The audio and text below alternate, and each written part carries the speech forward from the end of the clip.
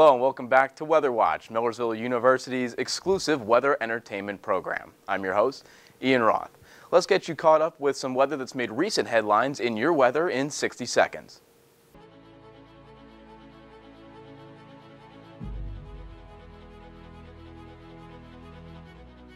Cyclone Gaja in India, massive flooding in Saudi Arabia, and record-breaking snow in Canada are all on tap for your weather in 60 seconds. Cyclone Gaja hit the southeastern side of India in mid-November. It slammed the low-lying areas with heavy rains and winds, which were reported up to 75 miles an hour. The storm forced over 80,000 people to be evacuated and killed at least 30 as it devastated the region. Strong storms hit Jeddah, Saudi Arabia in early November, dropping close to 5.5 inches of rain over a 24-hour period. This led to record flooding and up to 30 people were killed.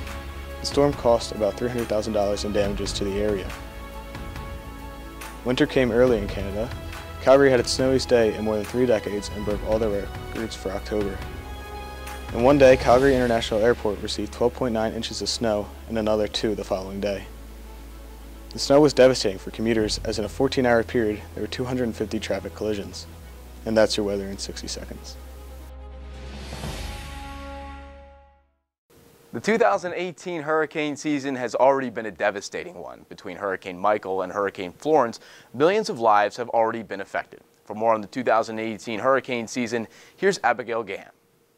This year's hurricane season was yet again historical. 2 Category 4 hurricanes formed and dissipated within just weeks of each other. Both of these storms devastated parts of the United States. Florence's 35.93 inches of rain made it the wettest tropical cyclone to hit the Carolinas, and Michael was the 3rd most intense tropical cyclone to make landfall in the United States in terms of its pressure. Hurricane Florence formed on August 31st, 2018 in the Atlantic Ocean.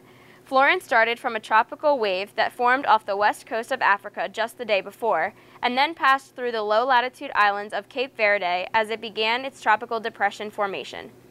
As it moved along a west-northwest trajectory, it began to strengthen, and it became a tropical storm on September 1st. Over a span of about 3 days, the storm continued to grow in strength and diameter, only to then intensify quicker than anyone had expected. Between September 4th and September 5th, Florence strengthened to a Category 4 major hurricane with winds estimated to be about 130 miles per hour. Before making landfall on September 14th, the storm fluctuated from a Category 4 down to a tropical storm on September 7th due to strong wind shear that began to break the storm apart. It then strengthened back to a Category 4 on September 9th when its path shifted westward into warmer waters. When Florence made landfall south of Wrightsville Beach, North Carolina, it had weakened to a Category 1 and continued to weaken as it moved inland. At its peak, Florence dumped 35.93 inches of rain in Elizabethtown, North Carolina, and reached wind speeds of about 140 miles per hour. The storm cost the United States around $16.7 billion, and there was a total of 53 fatalities. Hurricane Michael formed later in the 2018 hurricane season. It was the strongest storm to make landfall in the United States since Hurricane Andrew hit in 1992, with maximum continual wind speeds of 155 miles per hour. It was also the strongest hurricane on record to hit Florida's Panhandle. Michael formed in the southwestern Caribbean Sea from a low-pressure system that started on October 2nd. It finally became a tropical depression by October 7th. From there, the storm intensified quickly, transforming into a hurricane just the next day as it reached the western tip of Cuba. From there, it continued to move and aggrandize more quickly, especially after reaching the Gulf of Mexico. On October 9th, Michael had gained enough strength to become a Category 4 hurricane. Just as it was making landfall near Mexico Beach, Florida, it reached its peak strength with winds up to 155 miles per hour. After making landfall on October 10th, the storm continued to move northeastward for several days and weakened as it moved further inland towards the Chesapeake Bay.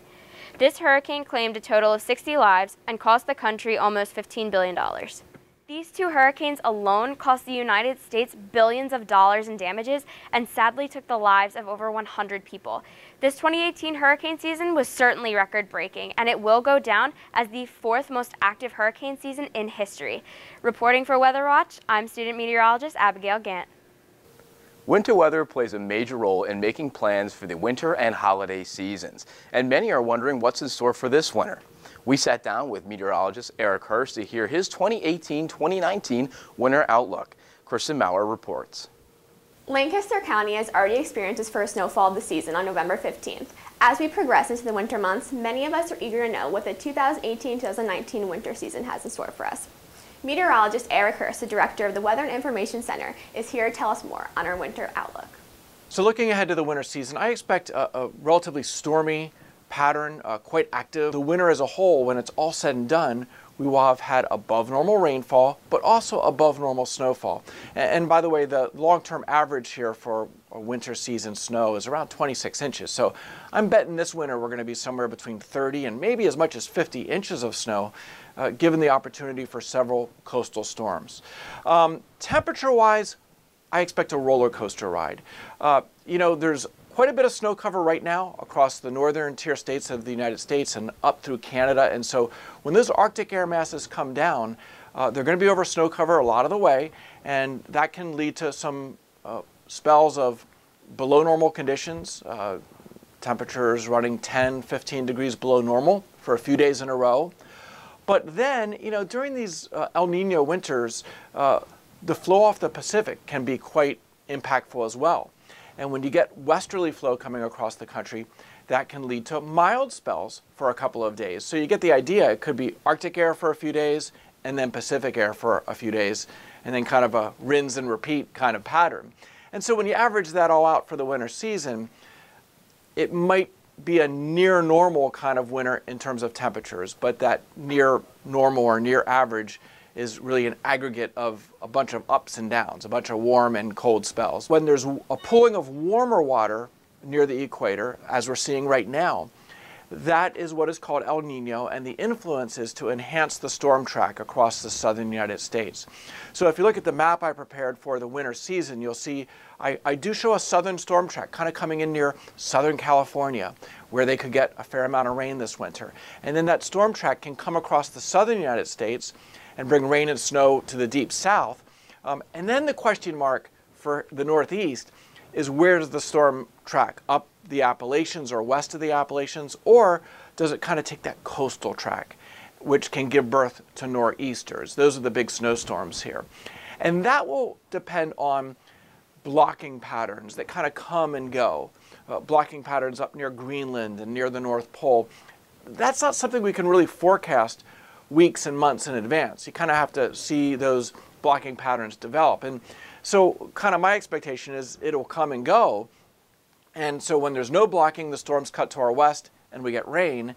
And when there is blocking, well, then they can kind of over us or even up along the coast and give us a mixed bag, snow, sleet, ice, a little bit of everything. If they track over us or if they go up the coast, then you're more likely to get mostly a snowstorm out of it. The snow lovers, I think, are going to like this winter for the most part, because above average snowfall, though, they might be kind of bummed out when it rains on top of the snow and washes it away. Thank you, Eric Hörst, for taking the time to talk to us about what the 2018-2019 winter season has in store for us.